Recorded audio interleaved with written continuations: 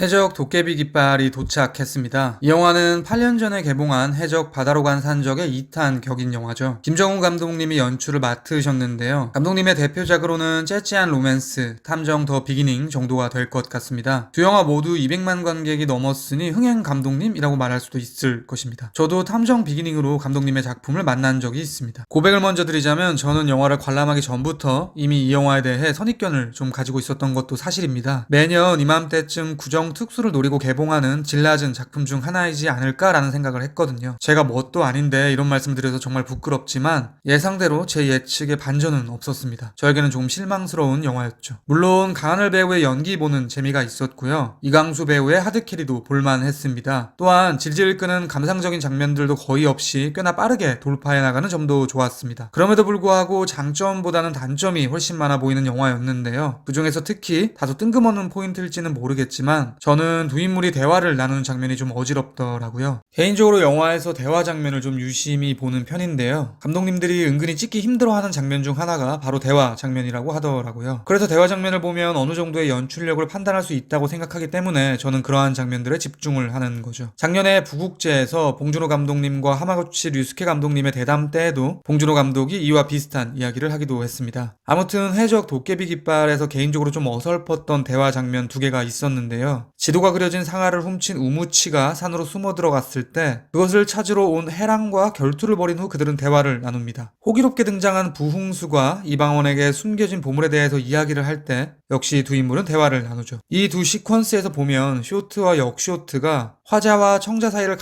갈팡질팡하면서 언어와 화면이 따로 노는 것처럼 보이는 거예요. 건방진 이야기겠지만 이렇게 길을 잡지 못하는 대화 장면들에서부터 저는 이 영화를 저평가하기 시작했습니다. 그럼에도 불구하고 제 기준에 조금 아쉬운 영화라고 해도 저는 분명히 그 안에는 내적 논리가 있다고 생각하는데요. 왜냐하면 어쨌든 한 영화의 감독님은 자신이 의식이 녹아있는 하나의 세계를 구축해낸 것이거든요. 그 많은 인원들을 진두지휘하며 또 하나의 세상을 만든다는 것은 저 같은 사람은 엄두도 내지 못할 대단한 일일 것입니다. 그런 관점에서 이 영화에도 상작자의 의식과 무의식이 어려있다는 생각으로 접근을 해보았습니다.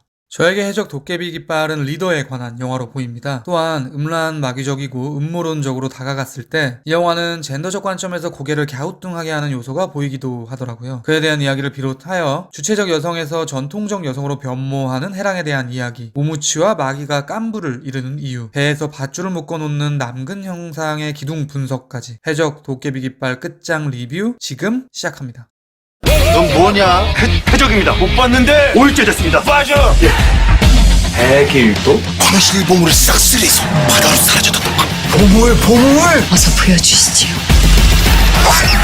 해적 도깨비 깃발에는 세 종류의 리더가 등장합니다. 저는 이들을 좋은 놈, 나쁜 놈, 이상한 놈이라고 표현하고 싶은데요. 먼저 나쁜 놈. 목적을 위해 부하를 죽이는 것을 서슴지 않는 리더 부흥수. 과거에 그는 목표 지상주의에 의거해 부하를 하찮게 다룬 문제로 우무치와 척을 지기도 했죠. 부흥수가 사망하는 방식이 상당히 의미심장합니다. 영화의 끝자락 무치와 우두머리 대결을 벌이다가 거의 다 이긴 상황에서 칼에 찔리게 되고 그 칼에 번개까지 치면서 감전되어 유명을 달리하게 되죠. 그의 몸을 관통한 칼은 무치의 부하 강섭이 던진 칼입니다. 그러니까 부하를 아끼는 자와 부하를 함부로 대하는 자의 싸움에서 전자의 리더는 부하의 도움으로 위기를 극복하고 승리를 하게 되는데 반해 후자의 리더는 어떤 부하도 그를 돕지 않아 사망에 이르게 되는 것이라고 말할 수도 있겠죠. 이 영화가 어떤 리더를 지향하고 있는지 알 수 있게 해주는 대목일 것입니다. 다음은 이상한 리더 마귀. 마귀가 리더가 될 수 있었던 이유는 두 가지입니다. 천운 그리고 재화. 이 인물은 어렸을 때의 경험을 바탕으로 대원 중에 유일하게 번개의 섬의 위치도 알고 있었고요. 우연에 의거해 해길도에서 도깨비 깃발이 해도라는 것을 발견하게 되어 정보를 얻게 되기도 했죠. 또한 금덩이를 입에 문 펭귄을 최초로 발견하기도 합니다. 무엇보다 완전한 천운에 의해 가면이 머리에 떨어지는 방식으로 최종 보물의 위치를 알게 되죠. 심지어 그는 그 입구 앞에 있었습니다. 물론 마귀는 어려서 노예선을 탔다는 아픈 과거가 있기 때문에 번개섬의 위치를 아는 것이지만 그 점을 잠시 삭제하고 생각해 본다면 그가 리더로 추앙되는 설정에 대해 이렇게 말할 수 있을 것입니다. 거대한 부에 가장 가까이 가다 있고 이미 남들보다 앞선 정보를 알고 있는 일종의 금수저라면 자격에 상관없이 리더가 된다. 실제로 우리가 사는 사회에 이런 리더들이 있습니다. 그래서 저에게는 이것이 영화의 다소 비판적인 시각으로 보이는 거예요. 마지막은 좋은 리더 무치와 해랑. 언급드렸듯 그들은 당연히 영화가 지향하고 있는 참된 리더상일 것입니다. 아래 사람을 위해 목숨을 바치는 것을 두려워하지 않고 대의를 위해 단주라는 직위를 내려놓기도 하죠. 심지어 우무치는 이렇게 이야기합니다. 고려나 조선이나 결국 중요한 이들은 그것을 세운 사람들이 아닌 백성들이다. 그리고 그는 금덩이를 백성들을 위해 사용하겠다고 다짐하기도 합니다. 그런 관점에서 저는 해적 도깨비 깃발이 참된 리더는 어떤 리더인가에 대한 화두를 던지고 있는 영화로 보이는 거예요. 물론 의도한 것은 아니겠지만 동일한 날에 함께 개봉한 킹메이커만큼이나 오래 예정된 대선과 묘한 공명을 하고 있다는 생각이 들기도 했습니다.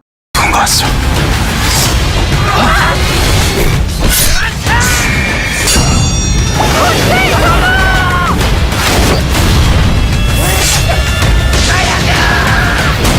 챕터 2에 들어가기에 앞서 양해의 말씀을 먼저 드리겠습니다. 지금부터 설명드린 내용은 음모론적이고 저 혼자 산으로 가는 행위일지도 모르겠습니다. 심지어 음란마귀에 단단히 씌인 무리한 의견일 수도 있을 것 같고요. 그래서 혹시 들으시다가 불편한 점이 있으시다면 미리 양해 부탁드린다는 말씀 전해드립니다. 챕터 1에 언급드렸듯 해적 도깨비 깃발은 무치와 해랑이 연대해서 참된 리더상을 제시하는 영화일 텐데요. 굳이 특정해본다면 제 생각에 이 영화는 무치에게 조금 더 무게를 싣고 있는 것처럼 보이는 거예요. 무치가 선보이는 리더상을 조금 더 지지한다는 것이 아니라 단순히 젠더적 관점에서 여성보다는 남성을 리더로 세우는 것 같아 보이는 거죠. 해랑은 거친 남성들이 즐비한 해적선의 단주로 등장합니다. 부하들을 쥐락펴락하는 카리스마 있고 주체적인 여성 리더입니다. 심지어 검술, 채술 등등의 전투 능력 자체도 모자람이 전혀 없습니다. 관리자와 실무자로서의 능력을 두루 겸비한 엘리트 리더인 것이죠. 그런데 이런 해랑이 불현듯 스테레오타입의 고전적인 여성상으로 변모하는 지점이 있는데요. 해길도에서 탈출하던 중에 우무치와 입을 맞춘 직후입니다. 물론 인공호흡이었지만 사실상 그것은 키스겠죠. 함께 목숨을 부지하게 된 둘은 진지한 대화를 나눕니다. 보물 때문에 목숨을 버릴 수 있느냐는 취지의 이야기였습니다. 그런데 이때 화면에는 대사를 하는 해랑의 옆모습과 함께 해적선에 밧줄을 묶어놓는 기둥이 보입니다. 처음에는 한 개가 보였다가 3개 정도까지 보이더라고요. 단도직입적으로 말씀드리겠습니다. 저에게는 이 기둥이 발기된 남근 형상처럼 보였습니다. 꽤나 의도적으로 해랑과 그 형상을 함께 보여주는 것 같기도 했습니다. 물론 앞서 언급드렸듯 음란마귀의 시인 저만의 착각일 가능성이 큽니다. 그럼에도 불구하고 이 의견을 밀고 나가보겠습니다. 그러니까 저에게 이 장면이 남성에게 키스를 받은 후 여성은 강력한 남성성에 매몰되어 버렸다는 표현인가 라는 의심이 드는 거예요. 실제로 그녀는 갑자기 우무치와 함께 식재료를 손질할 때 입술에 일종의 루즈를 바르기도 하고요. 술집에서 여성들을 만나지 않았냐며 질투를 하는 듯한 언사를 보이기도 합니다. 주체적이던 여성이 키스 한 번으로 시대착오적인 여성으로 변모해 버린 것이죠. 또한 해적 도깨비 깃발에서 우무치와 마기는 알게 모르게 짝을 이루고 있습니다. 처음 상아를 가지고 달아날 때도 물론 마기는 배신을 하긴 하지만 우무치를 유일하게 따라온 것이 마기였습니다. 그리고 배에서 떨어지려는 마기를 밧줄로 타고 내려가 구하는 것은 무치입니다. 무엇보다 보물의 마지막 위치를 가리키는 가면은 우무치가 가지고 있던 것이 마기가 있던 바다로 떨어지게 되는 방식으로 인계가 되는데요. 물론 우연이지만 이에 대해 둘이 힘을 합쳐서 보물을 찾았다고 말할 수도 있겠죠.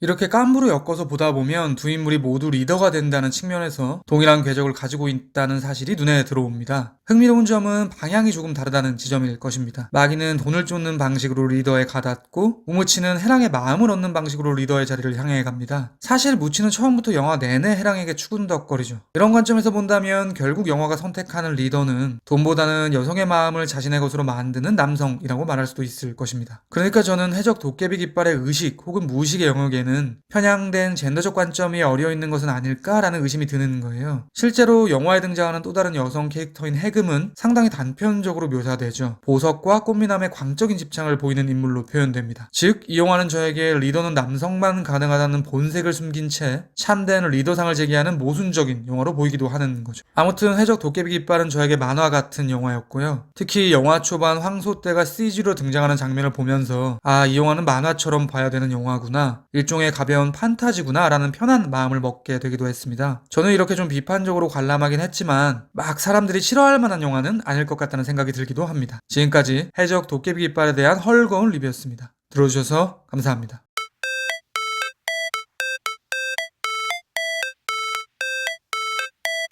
How it's supposed to feel.